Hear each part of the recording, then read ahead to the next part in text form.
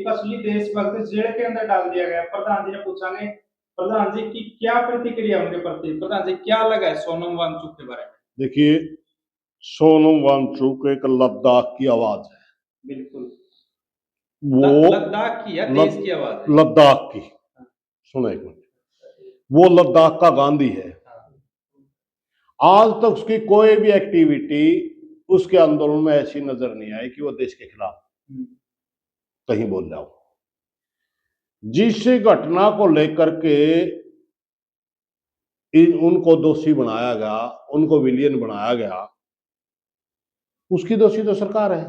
जब एक मांग लगातार आप कई साल तक उठाते रहोगे, अनशन करते रहोगे, पैदल जनता चलती रहेगी, उसके बारे में आप सोचने पे विचार भी नहीं कर रहे, तो नौजवानों में गुस्सा बढ़ना जाहिर सी बात थी। बिल्कुल, वो नौजवानों का गुस्सा था और उस नौजवानों के गुस्से के भी खिलाफ था सोनम। तब भी उसने अपना अनशन खत्म कर दिया था कि हमारे आंदोलन का ये रास्ता नहीं है।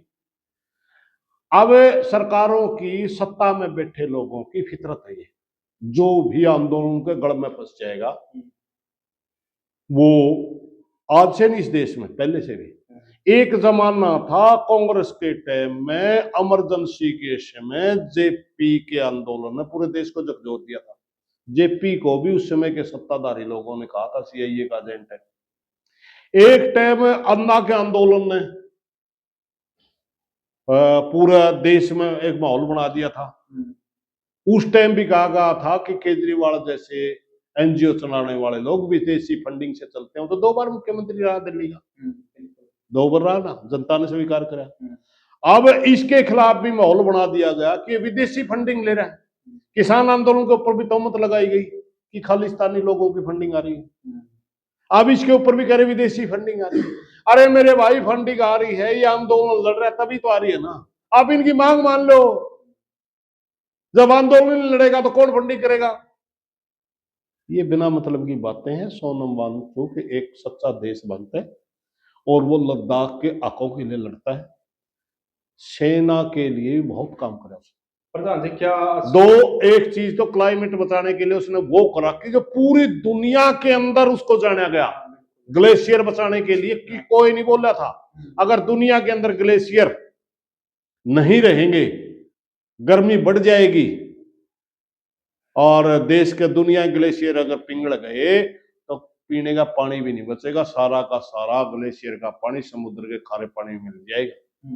इतना बड़ा क्रांतिकारी आदमी है पर्यावरण के लिए, सेना के लिए। उसने इतना ऊंचे तापमान में रहने के लिए ऐसा टेंट बनाया जो सोलर ऊर्जा से गर्म होता है, जिसका ना खर्च ना धुआं और ना ही सेना ने ज्यादा सर्दी सहन करनी पड़ती। 40-45 माइनस डिग्री में हमारे सैनिक वहां बैठे होते हैं।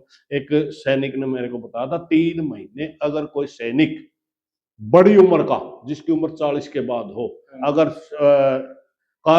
लेह लद्दाख में, लेह में ड्यूटी करके जाता है तो वहां नपुंसक भी होते हैं आधे से ज्यादा छोटे, इसलिए उनको नए जवानों को भेजा जाता है उधर। इतनी ज्यादा सर्दी है और उनके लिए अगर कोई काम करे तो वो देशद्रोह कैसे हो गया भाई?